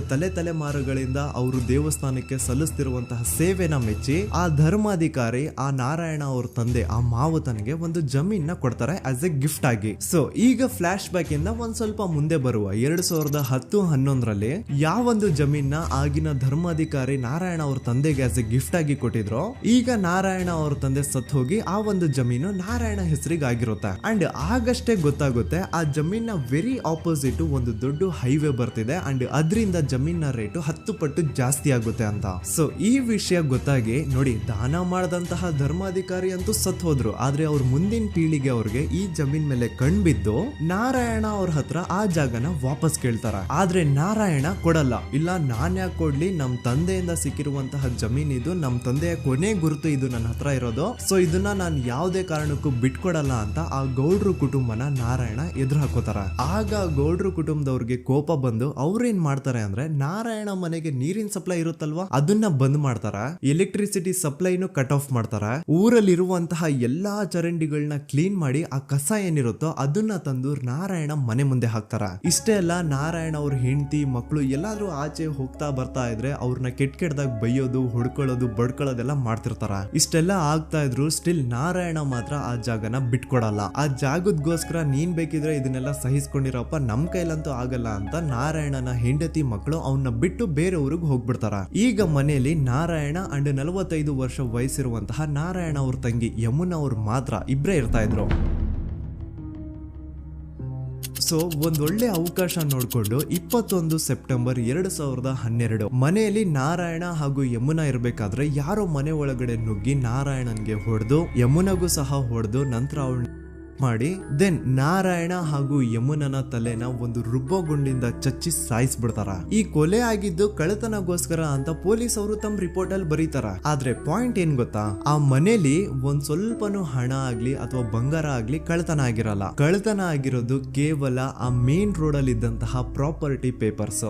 ಎಂತ ಕೋಇನ್ಸಿಡೆನ್ಸ್ ನೋಡಿ, ಯಾವ ಒಂದು ಜಮೀನಿನ ಪತ್ರ ನಾರಾಯಣ ಮನೆಯಿಂದ ಕಳ್ಳತನ ಆಗಿದ್ವೋ ಅದೇ ಒಂದು ಜಮೀನಲ್ಲಿ 10 ವರ್ಷ ಆದ ನಂತರ ಒಂದು ದೊಡ್ಡ ಹೋಟೆಲ್ ಸ್ಥಾಪನೆ ಆಗುತ್ತೆ ಅಂಡ್ ಆ ಹೋಟೆಲ್ ನ ಇನಾಗ್ರೇಷನ್ ಗೆ ಚಿಕ್ಕ ಗೌಡ್ರು ಬರ್ತಾರ. ಸೊ ಈಗೇನು ನಾರಾಯಣ ಹಾಗೂ ಯಮುನನ ಕೊಲೆ ಆಗಿದ್ಯೋ ಇದಾಗಿದ್ದು 20 ದಿನ ಆದ್ಮೇಲೆ ಸೌಜನ್ಯ ಜೊತೆ ಅಂತ ನಿರ್ದಯ ಘಟನೆ ಆಗಿದ್ದು. ಸೊ ಪೊಲೀಸ್ ಅವರು ಸೌಜನ್ಯ ಕೇಸಲ್ಲಿ ಸಂತೋಷ್ ರಾವ್ನ ಫಿಟ್ ಮಾಡೋದಲ್ದೆ ಈ ಒಂದು ನಾರಾಯಣ ಹಾಗೂ ಯಮುನಾ ಕೇಸಲ್ಲೂ ಸಹ ಸಂತೋಷ್ ರಾವ್ನೆ ಫಿಟ್ ಮಾಡಿರ್ತಾರ. ಇಲ್ಲಿ ಡೇಟ್ಸ್ ನ ಸ್ವಲ್ಪ ನೆನ್ಪಿಟ್ಕೊಳ್ಳಿ. ನಾರಾಯಣ ಹಾಗೂ ಯಮುನನ ಕೊಲೆ ಆಗಿದ್ದು 21 ಸೆಪ್ಟೆಂಬರ್ 2012 ಅಂಡ್ ಸಂತೋಷ್ ರಾವ್ ಧರ್ಮಸ್ಥಳ ಬಂದಿದ್ದು 9 ಅಕ್ಟೋಬರ್ 2012, 20 ದಿನ ಆದ್ಮೇಲೆ. ಸೊ ನಾರಾಯಣ ಹಾಗೂ ಯಮುನನ ಕೊಲೆ ಆದಾಗ ಊರಲ್ಲೇ ಇಲ್ದೆ ಎಲ್ಲೋ ಶೃಂಗೇರಿಯಲ್ಲಿ ಯಾವುದೋ ಒಂದು ಹೋಟೆಲ್ ಅಲ್ಲಿ ಕೆಲಸ ಮಾಡ್ತಿದ್ದಂತಹ ಸಂತೋಷ್ ರಾವ್ ಹೇಗೆ ಈ ಒಂದು ಕೇಸಲ್ಲಿ ಆರೋಪಿ ಆಗ್ತಾನೆ? ಸೊ ಇದೇ ಒಂದು ಪಾಯಿಂಟ್ ನ ನೋಟಿಸ್ ಮಾಡಿ ಗಿರೀಶ್ ಮುಟ್ಟಣ್ಣನವರು ಧರ್ಮಸ್ಥಳಕ್ಕೆ ಬಂದು ಸಂತೋಷ್ ನ ಲಾಯರ್ ಜೊತೆ ಡಿಸ್ಕಸ್ ಮಾಡ್ತಾರ. ದೆನ್ ಫೈನಲಿ ಏನೋ ತಪ್ಪು ಮಾಡದೆ ಸುಳ್ಳು ಆರೋಪಗಳಿಂದ ಕರಪ್ಟ್ ಪೊಲೀಸ್ ಆಫೀಸರ್ಸ್ ನ ಮಿಸ್ಲೀಡಿಂಗ್ ಇನ್ವೆಸ್ಟಿಗೇಷನ್ ಇಂದ ಸಂತೋಷ್ ರಾವ್ ತನ್ನ ಜೀವನದ 8-10 ವರ್ಷನ ಜೈಲಲ್ಲಿ ಕಳೆದು ಫೈನಲಿ ರಿಲೀಸ್ ಆಗ್ತಾನೆ. ಒಂಥರ ಈ ಕೇಸಿಂದ ಸಂತೋಷ್ ರಾವ್ನ ಇಡೀ ಲೈಫ್ ಸ್ಪಾಯ್ಲ್ ಆಗೋಯ್ತು. ಈಗ ಸಂತೋಷ್ ರಾವ್ ರಿಯಲ್ ಆರೋಪಿ ಅಲ್ಲ ಅಂತ ಕೋರ್ಟ್ ಅಲ್ಲಿ ಪ್ರೂವ್ ಆಯ್ತು. ಹಾಗಿದ್ರೆ ರಿಯಲ್ ಆರೋಪಿ ಯಾರು? ಪೊಲೀಸ್ ಅವರು ಯಾಕೆ ಕೇಸಲ್ಲಿ ಇಷ್ಟೊಂದು ಅನ್ಫೇರ್ ಇನ್ವೆಸ್ಟಿಗೇಷನ್ ಮಾಡಿದ್ರು? ಯಾರ ರಿಯಲ್ ಹೆಸರನ್ನ ಮುಚ್ಚಿಡ್ಲಿಕ್ಕೆ ಪೊಲೀಸ್ ಆಫೀಸರ್ಸ್ ಈ ಒಂದು ಕೇಸಲ್ಲಿ ಸಂತೋಷ್ ರಾವ್ನ ಸಿಗ್ಹಾಕ್ಸಿದ್ರು? ಇದೆಲ್ಲ ಥಿಂಕ್ ಮಾಡ್ತಾ ಹೋದ್ರೆ ನೋಡಿ ಆ ಊರಲ್ಲಿ ಆ ಪೊಲೀಸ್ ಆಫೀಸರ್ಸ್ಗೆ ಲಂಚ ಕೊಡೋಷ್ಟು, ಒಂದು ಪೊಲೀಸ್ ಇನ್ವೆಸ್ಟಿಗೇಷನ್ ನ ಸ್ಟಾಪ್ ಮಾಡೋಷ್ಟು ಅಥವಾ ಇನ್ವೆಸ್ಟಿಗೇಷನ್ ನ ಮಿಸ್ಲೀಡ್ ಮಾಡೋಷ್ಟು ಇನ್ಫ್ಲೂಯೆನ್ಸ್ ಆಗ್ಲಿ, ಪವರ್ ಆಗ್ಲಿ ಅಥವಾ ಮನಿ ಆಗ್ಲಿ ಊರಿನ ಗೌಡ್ರು ಹತ್ರ ಮಾತ್ರ ಇದ್ದಿದ್ದು. ಸೊ ಈಗ ಸಂಶಯದ ಮುಳ್ಳು ಗೌಡ್ರು ಕಡೆ ತಿರುಗುತ್ತಾ ನೋಡಿ. ಪೊಲೀಸ್ ಅವರು ಸುಮ್ನೆ ಸಂತೋಷ್ ರಾವ್ನ ನಾರಾಯಣ ಹಾಗೂ ಯಮುನಾ ಕೇಸಲ್ಲಿ ಫಿಟ್ ಮಾಡಿದ್ರು. ಈಗ ಆ ಒಂದು ಕೊಲೆ ಪ್ರಕರಣಕ್ಕೂ ಸಂತೋಷ್ ರಾವ್ಗೂ ಏನು ಸಂಬಂಧನೇ ಇರ್ಲಿಲ್ಲ. ಹಂಗೆ ಥಿಂಕ್ ಮಾಡಿ ನಾರಾಯಣ ಸತ್ರೆ ಅಥವಾ ಅವನ ತಂಗಿ ಯಮುನಾ ಸತ್ರೆ ಯಾರಿಗ ಅಡ್ವಾಂಟೇಜ್ ಆಗುತ್ತೆ? ಊರಿನ ಗೌಡ್ರಿಗೆ, ಯಾಕಂದ್ರೆ ಅವ್ರಿಗ ಜಮೀನ್ ಸಿಗುತ್ತಾ. ಸೊ ಈಗ ನಾರಾಯಣ ಹಾಗೂ ಯಮುನಾ ಕೇಸಲ್ಲಿ ಸಂತೋಷ್ ರಾವ್ ಆರೋಪಿ ಅಲ್ಲ ಅಂತ ಪ್ರೂವ್ ಆದ್ಮೇಲೆ ಹಾಗಿದ್ರೆ ಆ ಕೊಲೆ ಮಾಡ್ದವ್ರು ಯಾರು ಅಂತ ಹಾಗೆ ಥಿಂಕ್ ಮಾಡಿದ್ರೆ ಗಿರೀಶ್ ಮುಟ್ಟಣ್ಣನವರಿಗೆ ಆ ಊರಿನ ಗೌಡ್ರ ಮೇಲೆ ಡೌಟ್ ಬರುತ್ತೆ. ಅದೇ ಒಂದು ಡೌಟ್ ಅಲ್ಲಿ ಗಿರೀಶ್ ಮುಟ್ಟಣ್ಣನವರು ಮಹೇಶ್ ತಿಮ್ರೊಡ್ಡಿ ಅಂತ ಇನ್ನೊಬ್ರ ಜೊತೆ ಸೇರ್ಕೊಂಡು ಈ ಹಿಂದೆ ಆ ಒಂದು ಊರಲ್ಲಿ ಆ ಧರ್ಮಸ್ಥಳದಲ್ಲಿ ಈ ಊರಿನ ಗೌಡ್ರು ಯಾವ್ದಾವ್ದೆಲ್ಲ ಕ್ರೈಮ್ಗಳು ಮಾಡಿದಾರೆ ಅಂತ ಊರಿನ ಜನರಿಂದ ತಿಳ್ಕೊತಾರ. ನಂತರ ಆ ಊರಿನ ಜನ ಯಾವ್ದಾವ್ದೆಲ್ಲ ಮ್ಯಾಟರ್ಸ್ ಹೇಳಿದ್ರು ಆ ಕೇಸ್ ಫೈಲ್ಸ್ ನೆಲ್ಲ ತಿರುಗಿಸಿ ಮುರುಗಿಸಿ ನೋಡಿದಾಗ ನೀವು ನಂಬಲ್ಲ, ಸೌಜನ್ಯ ಕೇಸ್ ಏನೇನು ಅಲ್ಲ, ಅದಕ್ಕಿಂತ ಭೀಕರ ಕೊಲೆಗಳು ಧರ್ಮಸ್ಥಳದಲ್ಲಿ ಆಗಿವೆ ಅಂಡ್ ಎಲ್ಲಾ ಕೊಲೆಗಳ ಹಿಂದೆ ಗೌಡ್ರು ಕುಟುಂಬದ್ದೇ ಕೈ ಇದೆ ಅಂತ ಎದ್ದು ಕಾಣಿಸುತ್ತೆ. 1977 ವೇದಾವಲ್ಲಿ ಕೇಸ್. ಅಂಡ್ ಈ ಒಂದು ಪ್ರೈವೇಟ್ ಸ್ಕೂಲು ಬೇರೆ ಯಾರ್ದು ಅಲ್ಲ, ಆ ಗೌಡ್ರು ಕುಟುಂಬದ. ಈ ಸ್ಕೂಲ್ ಅಲ್ಲಿ 1977 ಅಲ್ಲಿ ವೇದಾವಲ್ಲಿ ಅಂತ ಒಬ್ರು ಟೀಚರ್ ವರ್ಕ್ ಮಾಡ್ತಿರ್ತಾರ. ವೇದಾವಲ್ಲಿ ಆ ಟೀಚರ್ ಜಾಬ್ಗೆ ತುಂಬಾನೇ ಓವರ್ ಕ್ವಾಲಿಫೈಡ್. ಅವರ ಕ್ವಾಲಿಫಿಕೇಶನ್ಸ್ ನ ಗಮನದಲ್ಲಿ ಇಟ್ಕೊಂಡ್ರೆ ಅವ್ರಿಗೆ HM ಅಥವಾ ಪ್ರಿನ್ಸಿಪಲ್ ನ ಪೋಸ್ಟ್ ಸಿಗ್ಬೇಕು. ಆದ್ರೂ ಸಹ ವೇದಾವಲ್ಲಿ ಆಸ್ ಎ ಟೀಚರ್ ಆಗಿನೇ ಕೆಲಸ ಮಾಡ್ಕೊಂಡು ಹೋಗ್ತಿರ್ತಾರ. ಒಮ್ಮೆ ಏನಾಗುತ್ತೆ, ಸ್ಕೂಲ್ ಅಲ್ಲಿ ಪ್ರಿನ್ಸಿಪಲ್ ನ ಪೋಸ್ಟ್ ಖಾಲಿ ಆಗುತ್ತೆ ಅಂಡ್ ಆ ಒಂದು ಪೋಸ್ಟ್ ಗೆ ಎಲ್ರು ಏನ್ ಅನ್ಕೊಳ್ತಾರೆ, ವೇದಾವಲ್ಲಿನೇ ಸೆಲೆಕ್ಟ್ ಮಾಡೋದು ಅಂತ. ಆದ್ರೆ ವೇದಾವಲ್ಲಿಯ ಕ್ಯಾಸ್ಟ್ ಬೇರೆ ಇದೆ ಅನ್ನೋ ಒಂದೇ ಒಂದು ಕಾರಣಕ್ಕೆ ಆ ಪ್ರಿನ್ಸಿಪಲ್ ನ ಪೋಸ್ಟ್ ವೇದಾವಲ್ಲಿಗೆ ಸಿಗದೆ ಬೇರೆ ಯಾರನ್ನೋ ತಂದು ಕೂರಿಸ್ಬಿಟ್ಟಿರ್ತಾರ. ಇದರಿಂದ ಟೀಚರ್ ವೇದಾವಲ್ಲಿಗೆ ತುಂಬಾ ಕೋಪ ಬಂದು ಅವ್ರ ಸ್ಕೂಲ್ ಮುಂದೆ ಪ್ರೊಟೆಸ್ಟ್ ಮಾಡೋದ್ ಸ್ಟಾರ್ಟ್ ಮಾಡ್ತಾರ. ಅಂಡ್ ಈ ವಿಷಯ ಸ್ಕೂಲ್ ನ ಓನರ್ಸ್ ಗೆ ಇಷ್ಟ ಆಗಲ್ಲ. ಸೊ ಅವರು ಆ ಕೋಪನ ಹಾಗೆ ಮನ್ಸಲ್ಲಿ ಇಟ್ಕೊಂಡಿರ್ತಾರ. ಒಮ್ಮೆ ಏನಾಗುತ್ತೆ, ಸ್ಕೂಲ್ ರಜೆ ಇರುತ್ತೆ, ವೇದಾವಲ್ಲಿ ಮನೇಲಿ ಇರ್ತಾರ ಅಂಡ್ ಅವ್ರ ಹಸ್ಬೆಂಡ್ ಡಾಕ್ಟರ್ ಅರಳೆ ಅವ್ರಿಗೆ ಯಾವ್ದೋ ಬೇರೆ ಊರಲ್ಲಿ ಒಂದು ಕಾಲೇಜ್ ಅಲ್ಲಿ ಸೆಮಿನಾರ್ ಏನೋ ಇರುತ್ತೆ. ಸೊ ಅವರು ಅಲ್ಲಿಗೆ ಹೋಗಿರ್ತಾರೆ. ಈಗ ಮನೇಲಿ ಇರೋದು ವೇದಾವಲ್ಲಿ ಒಂದೇ. ಇದೇ ಒಂದು ಅವಕಾಶನ ನೋಡ್ಕೊಂಡು ಯಾರೋ ವೇದಾವಲ್ಲಿ ಅವ್ರ ಮನೆಗೆ ನುಗ್ಗಿ ವೇದಾವಲ್ಲಿಗೆ ಹೊಡೆದು ನಂತರ ಅವ್ರನ್ನ ಜೀವಂತವಾಗಿ ಸುಟ್ಬಿಡ್ತಾರ. ಸ್ವಲ್ಪ ಹೊತ್ತು ನಂತರ ರಾತ್ರಿ ಆಗ್ತಿದ್ದಂಗೆ ಡಾಕ್ಟರ್ ಅರಳೆ ಅವರು ಮನೆಗೆ ವಾಪಸ್ ಬರ್ತಾರೆ ಅಂಡ್ ಮನೆ ಒಳಗಡೆ ಬಂದ್ ನೋಡಿದ್ರೆ ವೇದಾವಲ್ಲಿ ಅವರು ಸತ್ ಹೋಗಿ ಅವರ ಬಾಡಿ ಸುಟ್ ಹೋಗಿ ನೆಲದ ಮೇಲೆ ಬಿದ್ದಿದೆ. ಹೆಂಡತಿನ ಕಳ್ಕೊಂಡಿರುವಂತಹ ದುಃಖನ ಸೈಡ್ಗೆ ಇಟ್ಟು ಡಾಕ್ಟರ್ ಅರಳೆ ಅವರು ಮೊದ್ಲು ಪೊಲೀಸ್ ಸ್ಟೇಷನ್ ಹೋಗ್ಬಿಟ್ಟು ನಮ್ ಮನೆಗೆ ನಾನು ಇಲ್ದೇ ಇರುವಂತಹ ಸಮಯನ ನೋಡ್ಕೊಂಡು ಯಾರೋ ಮನೆ ಒಳಗಡೆ ನುಗ್ಗಿ ನನ್ನ ಹೆಂಡತಿನ ಹೊಡೆದು ನಂತರ ಅವಳನ್ನ ತುಂಬಾ ಭೀಕರವಾಗಿ ಸಾಯಿಸಿದರೆ ಅಂತ ಪೊಲೀಸ್ ಅವ್ರಿಗೆ ರಿಪೋರ್ಟ್ ಕೊಡಕ್ ಹೋದ್ರೆ ಅಲ್ಲಿ ಪೊಲೀಸ್ ಅವರು ಉಲ್ಟಾ ಡಾಕ್ಟರ್ ಅರಳೆ ಮೇಲೆನೆ FIR ಬರ್ದು ನೀನೇ ನಿನ್ ಹೆಂಡತಿನ ಸಾಯಿಸಿದ್ಯಾ, ನಾಟಕ ಮಾಡಬೇಡ ಅಂತ ಅವ್ರನ್ನೇ ಅರೆಸ್ಟ್ ಮಾಡ್ಬಿಡ್ತಾರ. ನಂತರ 2-3 ವರ್ಷ ಜೈಲಲ್ಲೇ ಇದ್ದು ಡಾಕ್ಟರ್ ಅರಳೆ ಅವರು ತಮ್ಮ ಫ್ರೆಂಡ್ಸ್ ಅಂಡ್ ಫ್ಯಾಮಿಲಿ ಮೂಲಕ ಎವಿಡೆನ್ಸ್ ನೆಲ್ಲ ಕಲೆಕ್ಟ್ ಮಾಡಿಸಿ ತಾನ ಕೊಲೆನ ಮಾಡಿಲ್ಲ, ತಾನ್ ತನ್ನ ಹೆಂಡತಿನ ಸಾಯಿಸಿಲ್ಲ ಅಂತ ಕೋರ್ಟ್ ಅಲ್ಲಿ ಪ್ರೂವ್ ಮಾಡ್ಕೊಂಡು ಜೈಲಿಂದ ರಿಲೀಸ್ ಆಗ್ತಾರ. ಸೊ ಈಗ ಡಾಕ್ಟರ್ ಅರಳೆ ಅವರು ಈ ಒಂದು ಕ್ರೈಮ್ ನ ಮಾಡಿಲ್ಲ ಅಂತಂದ್ರೆ ವೇದಾವಲ್ಲಿನ ಅಷ್ಟು ಭೀಕರವಾಗಿ ಸಾಯಿಸಿದವ್ರು ಯಾರು, ಈ ವಿಷಯ ಇವತ್ತಿನವರೆಗೂ ಗೊತ್ತಾಗಿಲ್ಲ. 1986 ಅಲ್ಲಿ ನಡೆದಂತಹ ಪದ್ಮಲತಾ ಕೇಸ್. ಪದ್ಮಲತಾ ಅವ್ರ ತಂದೆ ಕಮ್ಯುನಿಸ್ಟ್ ಪಾರ್ಟಿನ ಲೀಡರ್ ಇರ್ತಾರೆ. ಅವ್ರ ರಿಯಲ್ ನೇಮ್ ಏನು ಅಂತ ನಮಗ್ ಗೊತ್ತಾಗಿಲ್ಲ, ಬಟ್ ಈ ವಿಡಿಯೋದಲ್ಲಿ ಅವ್ರ ಹೆಸರು ಲಕ್ಷ್ಮಣ್ ಅಂತ ಅನ್ಕೊಳ್ಳಿ. ಸೊ ಕಮ್ಯುನಿಸ್ಟ್ ಪಾರ್ಟಿನ ಲೀಡರ್ ಇರುವಂತಹ ಲಕ್ಷ್ಮಣ್ ಅವ್ರಿಗೆ ಊರಲ್ಲಿ ತುಂಬಾನೇ ಸಪೋರ್ಟ್ ಇರುತ್ತೆ, ಊರಿನ ಜನರ ಫೇವ್ರೇಟ್ ಇರ್ತಾರೆ ಇವರು. ಅಂಡ್ ಅದೇ ವರ್ಷ ಅಂದ್ರೆ 1986 ಅಲ್ಲಿ ಪಂಚಾಯತ್ ಎಲೆಕ್ಷನ್ ಬೇರೆ ಇರುತ್ತೆ ಅಂಡ್ ಎಲ್ರಿಗೂ ಗೊತ್ತಿತ್ತು ಲಕ್ಷ್ಮಣೆ ಗೆಲ್ಲೋದು ಅಂತ. ಆ ಪಂಚಾಯತ್ ಎಲೆಕ್ಷನ್ ಅಲ್ಲಿ ಲಕ್ಷ್ಮಣ್ಣ ಆಪೋಸಿಟ್ ಗೌಡ್ರಿಗೆ ತುಂಬಾ ಬೇಕಾಗಿರೋರು ಒಬ್ರು ನಿಂತಿರ್ತಾರ ಅಂಡ್ ಅವ್ರಿಗೂ ಗೊತ್ತಿತ್ತು ಎಲೆಕ್ಷನ್ ಏನಾದ್ರು ಆದ್ರೆ ಲಕ್ಷ್ಮಣ ಎಲೆಕ್ಷನ್ ಅಲ್ಲಿ ಗೆಲ್ಲೋದು ಅಂತ. ಸೊ ಎಲ್ಲಿ ಸೋತೋಗ್ಬಿಡ್ತೀವೋ ಅನ್ನೋ ಭಯಕ್ಕೆ ಆ ಗೌಡ್ರು ಕಡೆ ಅವ್ರು ಏನ್ ಮಾಡ್ತಾರೆ, ಲಕ್ಷ್ಮಣ್ಣ ಅಪ್ರೋಚ್ ಮಾಡಿ ಮುಚ್ಕೊಂಡು ಈ ಪಂಚಾಯತ್ ಎಲೆಕ್ಷನ್ ಅಲ್ಲಿ ನಿನ್ ನಾಮಿನೇಷನ್ ನ ಕ್ಯಾನ್ಸಲ್ ಮಾಡು ಅಂತ ವಾರ್ನಿಂಗ್ ಕೊಡ್ತಾರ. ಆದ್ರೆ ಲಕ್ಷ್ಮಣ್ ಅವರು ಅಂಜದೆ ನೀವ್ ಏನ್ ಮಾಡ್ತಿರೋ ಮಾಡ್ಕೊಳ್ರಿ, ಆದ್ರೆ ನಾನ್ ಮಾತ್ರ ನಾಮಿನೇಷನ್ ನ ಕ್ಯಾನ್ಸಲ್ ಮಾಡಲ್ಲ ಅಂತ ಆ ಗೌಡ್ರು ಕುಟುಂಬನ ಎದುರು ಹಾಕೋತಾರ. ದೆನ್ ಎಂತ ಕೋಇನ್ಸಿಡೆನ್ಸ್ ನೋಡಿ, ನೆಕ್ಸ್ಟ್ ಡೇನೆ ಲಕ್ಷ್ಮಣ್ ಅವ್ರ ಮಗಳು ಪದ್ಮಲತಾ ಕಿಡ್ನಾಪ್ ಆಗ್ತಾಳ. ಸುಮಾರು 56 ದಿನ ಅವಳನ್ನ ಯಾರೋ ಕಿಡ್ನಾಪ್ ಮಾಡ್ತಾರೆ ಅಂಡ್ ಆ 56 ದಿನ ಡೈಲಿ ಅವಳನ್ನ ಶೋಷಣೆ ಕೂಡ ಮಾಡ್ತಾರ. ನಂತರ 56 ದಿನ ಆದ್ಮೇಲೆ ಪದ್ಮಲತನ ಬಾಡಿ ನೇತ್ರಾವತಿ ನದಿಲಿ ತೇಲ್ತಾ ಸಿಗುತ್ತಾ. ಆಸ್ ಎಕ್ಸ್ಪೆಕ್ಟೆಡ್ ಈ ಕೇಸಲ್ಲೂ ಪೊಲೀಸ್ ಅವ್ರ ಕಡೆಯಿಂದ ಪ್ರಾಪರ್ ಇನ್ವೆಸ್ಟಿಗೇಷನ್ ಆಗಲ್ಲ ಅಂಡ್ ಯಾರ್ ಪದ್ಮಲತನ ಕಿಡ್ನಾಪ್ ಮಾಡಿದ್ರು, ಯಾರು ಅವಳನ್ನ 15 ದಿನವರೆಗೂ ಶೋಷಣೆ ಮಾಡಿ ನಂತರ ಅವಳನ್ನ ಅಷ್ಟು ಭೀಕರವಾಗಿ ಸಾಯಿಸಿದ್ರು ಅಂತ ಇವತ್ತಿನ ದಿನದವರೆಗೂ ಗೊತ್ತಾಗಿಲ್ಲ. ಮತ್ತೆ ನಮಗೆ ಗೊತ್ತಾದದು 22ಕ್ಕೆ ಸ್ಕೂಲ್ ಡೇ 56 ದಿನ ಕಳೆದು ಹೊಳೆಯಲ್ಲಿ ಹೆಣ ಉಂಡು ಅಂತ ಕೇಳಿ ಪೊಲೀಸಿನವರು ಬರುವಾಗ ಬಂದು ಹೇಳುವಾಗ ನಮಗೆ ಗೊತ್ತಾದ. ಅವರು ನನ್ನನ್ನು ಕರ್ಕೊಂಡು ಹೋಗಿ ಅಲ್ಲಿ ಹೋಗಿವೆ. ಇನ್ನೊಂದು ಲಾಸ್ಟ್ ಕೇಸ್ ಇದೆ, ಇದು ಅರ್ಲಿ 2000 ಅಲ್ಲಿ ನಡೆದಿರೋದು. ಇವ್ರದ್ದು ಅಷ್ಟಾಗಿ ಡೀಟೇಲ್ಸ್ ನಾನು ಹೇಳಲ್ಲ, ಜಸ್ಟ್ ಮೇಲ್ ಹೇಳ್ತೀನಿ. 2000 ಇಸ್ವಿಯಲ್ಲಿ ಧರ್ಮಸ್ಥಳದಲ್ಲಿ 2 ಫಿನಾನ್ಸ್ ಬ್ಯಾಂಕ್ ಇರ್ತಾವೆ. ಒಂದು ಅಗೇನ್ ರಿಯಲ್ ನೇಮ್ ತಗೊಳ್ಳೋದು ಬೇಡ, ಲೈಕ್ ಜಸ್ಟ್ ಸಹಕಾರ ಗ್ರಾಮೀಣ ಬ್ಯಾಂಕ್ ಅನ್ಕೊಳ್ಳಿ. ಅಂಡ್ ಇನ್ನೊಂದು ಬಂದ್ಬಿಟ್ಟು ಫೈನಾನ್ಸ್ ಪ್ರೈವೇಟ್ ಲಿಮಿಟೆಡ್ ಬಂದು ಗೌಡ್ರು ಕುಟುಂಬ ಅವ್ರಿಗೆ ಸೇರಿದ್ದು. ಆ ಕಡೆ ಇವ್ರ ಆಪೋಸಿಟ್ ಏನದು ಗ್ರಾಮೀಣ ಬ್ಯಾಂಕ್ ಇತ್ತು, ಅದರಲ್ಲಿ ಒಬ್ಬ ಮ್ಯಾನೇಜರು ಬಡವ್ರಿಗೆ ಸಹಾಯ ಆಗ್ಲಿ ರೈತರಿಗೆ ಸಹಾಯ ಆಗ್ಲಿ ಅಂತ ತುಂಬಾ ಕಡಿಮೆ ಬಡ್ಡಿಗೆ ಲೋನ್ ಕೊಡ್ತಿರ್ತಾನೆ. ಇದರಿಂದಾಗಿ ಧರ್ಮಸ್ಥಳದಲ್ಲಿ ಆಲ್ಮೋಸ್ಟ್ ಎಲ್ಲಾ ಕಸ್ಟಮರ್ಸ್ ಆ ಗ್ರಾಮೀಣ ಬ್ಯಾಂಕ್ ಕಡೆಗೆ ಹೋಗ್ತಿರ್ತಾರೆ, ಪ್ರೈವೇಟ್ ಲಿಮಿಟೆಡ್ ಕಡೆಗೆ ಯಾರು ಬರ್ತಿರಲ್ಲ. ಇದರಿಂದ ಗೌಡ್ರಿಗೆ ಲಾಸ್ ಆಗ್ತಿರುತ್ತ. ಸೊ ಅವ್ರೇನ್ ಮಾಡ್ತಾರೆ, ಆ ಗ್ರಾಮೀಣ ಬ್ಯಾಂಕ್ ನ ಮ್ಯಾನೇಜರ್ ಏನಿದ್ನೋ ಅವನ್ಗೆ ಒಂದು ಸ್ವೀಟ್ ವಾರ್ನಿಂಗ್ ಕೊಡ್ತಾರ. ಮುಚ್ಕೊಂಡು ಇನ್ಮೇಲೆಯಿಂದ ನಿನ್ ಲೋನ್ಸ್ ಕೊಡೋದನ್ನ ನಿಲ್ಸ್ಬಿಡು. ಇನ್ ಕೇಸ್ ಲೋನ್ ಕೊಟ್ರು ನಾವ್ ಯಾವ ಇಂಟ್ರೆಸ್ಟ್ ರೇಟ್ ಗೆ ಲೋನ್ ನ ಕೊಡ್ತಾ ಇದೀವೋ ಅದೇ ರೇಟ್ ಗೆ ನೀನು ಕೊಡುವ ಅಂತ ಫೋರ್ಸ್ ಮಾಡ್ತಾರ. ಆದ್ರೆ ಆ ಗ್ರಾಮೀಣ ಬ್ಯಾಂಕ್ ನ ಮ್ಯಾನೇಜರ್ ಇದ್ಯಾವುದನ್ನು ಕಿವಿಗೆ ಹಾಕೊಳ್ಳಾರ್ದೆ ಅವನ್ ಕೆಲಸ ಅವ್ನ್ ಮಾಡ್ಕೊಂಡು ಹೋಗ್ತಾನ.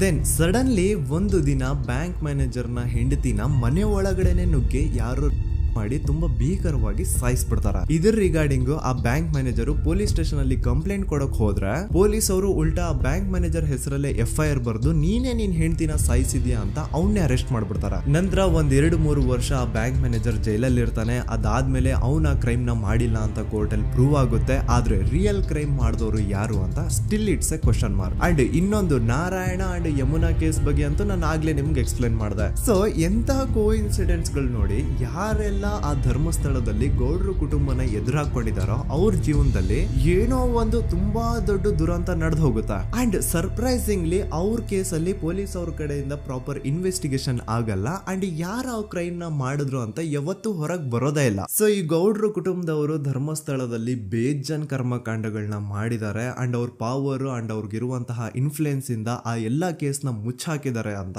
ಮಹೇಶ್ ಹಾಗೂ ಗಿರೀಶ್ ಮುಟ್ಟಣ್ಣನವರ ಹೇಳಿಕೆ ಆಗಿದೆ. ಸೊ ಗೌಡ್ರು ಫ್ಯಾಮಿಲಿನ ಟ್ರ್ಯಾಕ್ ರೆಕಾರ್ಡ್ ನೋಡಿದ್ರೆ ಧರ್ಮಸ್ಥಳದಲ್ಲಿ ಒಂದು ಹುಡುಗಿನ ರೇಪ್ ಅಂಡ್ ಮರ್ಡರ್ ಮಾಡಿ ದೆನ್ ಪೊಲೀಸ್ ಅವ್ರಿಗೆ ಲಂಚ ಕೊಟ್ಟು ಇನ್ವೆಸ್ಟಿಗೇಷನ್ ನ ಮಿಸ್ಲೀಡ್ ಮಾಡೋಷ್ಟು ಪವರ್ ಇನ್ಫ್ಲೂಯೆನ್ಸ್ ಈ ಗೌಡ್ರು ಕುಟುಂಬಕ್ಕೆ ಮಾತ್ರ ಇರೋದು. ಈಗ ಸಂತೋಷ್ ರಾವ್ ಅಂತೂ ಸೌಜನ್ಯ ಕೇಸಲ್ಲಿ ಆರೋಪಿ ಅಲ್ಲ ಅಂತ ಪ್ರೂವ್ ಆಯ್ತು. ಹಾಗಿದ್ರೆ ರಿಯಲ್ ಆರೋಪಿ ಯಾರು? ನೆನಪು ಮಾಡ್ಕೊಳ್ಳಿ, 11 ಅಕ್ಟೋಬರ್ 2012 ಸಂಜೆ 5 ಗಂಟೆ ಹಾಗೆ ಬಾಹುಬಲಿ ಬೆಟ್ಟದಲ್ಲಿ ಸಂತೋಷ್ ರಾವ್ ತನ್ನ ಪಾಡಿಗೆ ತಾನು ಸೀನರೀಸ್ ನ ಎಂಜಾಯ್ ಮಾಡ್ಕೊಂಡು ಸುಮ್ನೆ ಕೂತಿರ್ಬೇಕಾದ್ರೆ ಅವನ ಹತ್ರ 5 ಜನ ಕಿಡಿಗೇಡಿಗಳು ಬಂದು ಜಗಳ ತೆಗಿತಾರ. ಆ 5 ಜನ ಕಿಡಿಗೇಡಿಗಳು ಯಾರು ಅಂತ ನಾನು ಇಲ್ಲಿವರೆಗೂ ನಿಮ್ಗೆ ಹೇಳಿಲ್ಲ. ಸೊ ಅವರು ಬೇರೆ ಯಾರು ಅಲ್ಲ, ಚಿಕ್ಕ ಗೌಡ್ರು ಮಗ ನಿಶಾಂತ್ ಜೈನ್ ನ ವೆರಿ ಕ್ಲೋಸ್ ಫ್ರೆಂಡ್ಸ್. ಅವ್ರು ದಣಿ ಮಾಡಿರುವಂತಹ ಕ್ರೈಮ್ ಅಲ್ಲಿ ಬೇರೆ ಯಾರನ್ನಾದ್ರೂ ಸಿಗಿಸ್ಬೇಕಲ್ಲ ಅಂತ ಇವ್ರು ಬಕ್ರ ಹುಡುಕ್ತಾ ಇರ್ಬೇಕಾದ್ರೆ ಆಗ ಇವ್ರಿಗೆ ಸಿಗೋದೆ ಸಂತೋಷ್ ರಾವ್. ಅಗೇನ್ ಇನ್ನೊಂದು ಎಂತ ಕೋಇನ್ಸಿಡೆನ್ಸ್ ನೋಡಿ, ಸಂತೋಷ್ ರಾವ್ ಸೌಜನ್ಯ ಕೇಸಲ್ಲಿ ಅರೆಸ್ಟ್ ಆದ ನಂತರ ಚಿಕ್ಕ ಗೌಡ್ರು ಮಗ ನಿಶಾಂತ್ ಜೈನ್ ದೇಶನೇ ಬಿಟ್ಟು ಹೋಗ್ಬಿಡ್ತಾನ. ಈ ಕೇಸಲ್ಲಿ ಚಿಕ್ಕ ಗೌಡ್ರು ಮಗ ಇನ್ವಾಲ್ವ್ಮೆಂಟ್ ಇದೆ ಅಂತ ಯಾರಿಗೂ ಡೌಟೇ ಬರ್ತಾ ಇರ್ಲಿಲ್ಲ. ಡೌಟ್ ಯಾವಾಗ ಬಂತು ಅಂದ್ರೆ ಆ 5 ಜನ ಕಿಡಿಗೇಡಿಗಳು ಯಾರು ಸಂತೋಷ್ನ ಈ ಒಂದು ಕೇಸಲ್ಲಿ ಸಿಗಾಕ್ಸಿದ್ರು ಆ 5 ಜನರಲ್ಲಿ ಒಬ್ಬ ರವಿ ಪೂಜಾರಿ ಅಂತಾನು ಇರ್ತಾನೆ. ಅವನ್ಗೆ ತಾನು ತಪ್ಪು ಮಾಡಿದೀನಿ ಅಂತ ಗಿಲ್ಟ್ ಕಾಡುತ್ತೋ ಅಥವಾ ಬೇರೆ ಏನೋ ಗೊತ್ತಿಲ್ಲ, ಆದ್ರೆ ಅವನೇ ಸ್ವತಃ ಪೊಲೀಸ್ ಅವ್ರ ಹತ್ರ ಹೋಗ್ಬಿಟ್ಟು ಸೌಜನ್ಯ ಕೇಸಲ್ಲಿ ನಿಜವಾದ ಆರೋಪಿ ಸಂತೋಷ್ ಅಲ್ಲ ಕಂಡ್ರು, ಅವನ್ನ ಸುಮ್ನೆ ಸಿಗಾಕ್ಸಿರೋದಷ್ಟೇ, ನಿಜವಾದ ಆರೋಪಿಗಳು ಚಿಕ್ಕ ಗೌಡ್ರು ಮಗ ನಿಶಾಂತ್ ಜೈನ್ ಅಂಡ್ ಅವನ್ ಫ್ರೆಂಡ್ಸ್ ಸೂರಜ್, ಕಿರಣ್ ಅಂಡ್ ಕಣ್ಮಣಿ ಅಂತ. ಈ ಎಲ್ಲಾ ವಿಷಯನ ರವಿ ಪೂಜಾರಿ ಪೊಲೀಸ್ ಅವ್ರಿಗೆ ತಿಳಿಸ್ತಾನೆ. ಅಗೇನ್ ಎಂತ ಒಂದು ಕೋಇನ್ಸಿಡೆನ್ಸ್ ನೋಡಿ, ಈ ವಿಷಯಗಳನ್ನ ಊರಿನ ಜನರು ಮುಂದೆ ಹೇಳಿದಂತಹ ರವಿ ಪೂಜಾರಿ ಆಕಸ್ಮಿಕವಾಗಿ ಸತ್ತು ಹೋಗ್ಬಿಡ್ತಾನೆ. ಇವನು ಹೇಳಿದ್ದು ನಿಜ ಅಂತ ಜನರಿಗೆ ಯಾವಾಗ ಕನ್ಫರ್ಮ್ ಆಗುತ್ತೆ ಅಂದ್ರೆ ಸೌಜನ್ಯಗೆ ತುಂಬಾ ಹತ್ರವಾದವ್ರು ಒಬ್ರು ಯಶೋಧ ಅನ್ನೋರು ಕೋರ್ಟ್ ಅಲ್ಲಿ ಬಂದ್ಬಿಟ್ಟು ಸೌಜನ್ಯ ಕೊಲೆ ಆಗಿದ್ದ ದಿನ ಆ ಒಂದು ಸ್ಪಾಟ್ ಅಲ್ಲಿ ನಾನು ಈ 3 ಜನರನ್ನ ನೋಡಿದ್ದೆ ಅಂತ ಸಾಕ್ಷಿ ಹೇಳ್ತಾರೆ. ಈಗ ಎಲ್ಲಾ ಡಾಟ್ಸ್ ನ ಕನೆಕ್ಟ್ ಮಾಡ್ತಾ ಹೋದ್ರೆ ಸೌಜನ್ಯ ಕೇಸ್ ಒಂದೇ ಅಲ್ಲ, ನಾರಾಯಣ ಹಾಗೂ ಯಮುನಾ ಕೇಸಲ್ಲೂ, ವೇದವಲ್ಲಿ ಕೇಸಲ್ಲೂ, ಆ ಬ್ಯಾಂಕ್ ಮ್ಯಾನೇಜರ್ ನ ಕೇಸಲ್ಲೂ ಹಾಗೂ ಪದ್ಮಲತಾ ಕೇಸಲ್ಲೂ ಸೀದಾ ಡೈರೆಕ್ಟ್ ಡೌಟ್ ಬರೋದೆ ಊರಿನ ಗೌಡ್ರ ಮೇಲೆ. I really want to appreciate Kudla rampage YouTube channel, third eye YouTube channel, Girish ಮುಟ್ಟಣ್ಣನವರು ಸರ್ ಹಾಗೂ ಮಹೇಶ್ ಅವರು ಅಂಡ್ ಆಲ್ ಅದರ್ಸ್. ಇವರ ಕಾನ್ಸ್ಟೆಂಟ್ ಎಫರ್ಟ್ಸ್ ಇಂದಾನೆ ಸತ್ಯ ಏನಂತ 1 by 1 ಹೊರಗೆ ಬರ್ತಿದೆ and they are trying their level best to catch real criminals. At present Sowjanya case ಬಗ್ಗೆ ಅಪ್ಡೇಟ್ ಏನು ಅಂತಂದ್ರೆ ಹೈಕೋರ್ಟ್ ವರೆಗೂ ಈ ಒಂದು ಕೇಸ್ ಹೋಗಿದೆ ಅಂಡ್ ಈ ಕೇಸಲ್ಲಿ ಈಗ ಇನ್ನೊಮ್ಮೆ ಮತ್ತೆ ಫ್ರೆಶ್ ಆಗಿ ರೀಇನ್ವೆಸ್ಟಿಗೇಷನ್ ಸ್ಟಾರ್ಟ್ ಆಗಬೇಕು ಅಂತ ಹೋರಾಟ ನಡೀತಿದೆ. ಸುದೂತ ಪ್ರಜೆಗಳೇ, ಇದಾಗಿತ್ತು ಸೌಜನ್ಯ ಕೇಸ್ ಬಗ್ಗೆ ನಮ್ಮ ಒಂದು ಡೀಟೇಲ್ಡ್ ವಿಡಿಯೋ. ಈ ವಿಡಿಯೋದಲ್ಲಿ ನನ್ನಿಂದ ಎಲ್ಲಾದ್ರೂ ಏನಾದ್ರೂ ಚಿಕ್ಕ ಪುಟ್ಟ ಇನ್ಫಾರ್ಮೇಶನ್ ಮಿಸ್ ಆಗಿದ್ರೆ ಅಥವಾ ಮಿಸ್ಟೇಕ್ ಆಗಿದ್ರೆ ಅದನ್ನ ದಯವಿಟ್ಟು ಕಮೆಂಟ್ ಸೆಕ್ಷನ್ ಅಲ್ಲಿ ಹೈಲೈಟ್ ಮಾಡಿ. ಈ ವಿಡಿಯೋ ಯಾವಾಗ ಯೂಟ್ಯೂಬ್ ಇಂದ ಡಿಲೀಟ್ ಆಗುತ್ತೋ ನನ್ಗಂತೂ ಗೊತ್ತಿಲ್ಲ. ಸೊ ಪ್ಲೀಸ್ ಆದಷ್ಟು ಬೇಗ ಇದನ್ನ ಎಲ್ಲಾ ಕಡೆ ಶೇರ್ ಮಾಡಿ. ಓಕೆ ಪ್ರಜೆಗಳೇ, ಇವತ್ತಿಗಿಷ್ಟು ಸಾಕು ಅನ್ಕೊಳ್ತೀನಿ. ನಾನು ನಿಮ್ಮ ದೂತ ಸಮೀರ್ MD.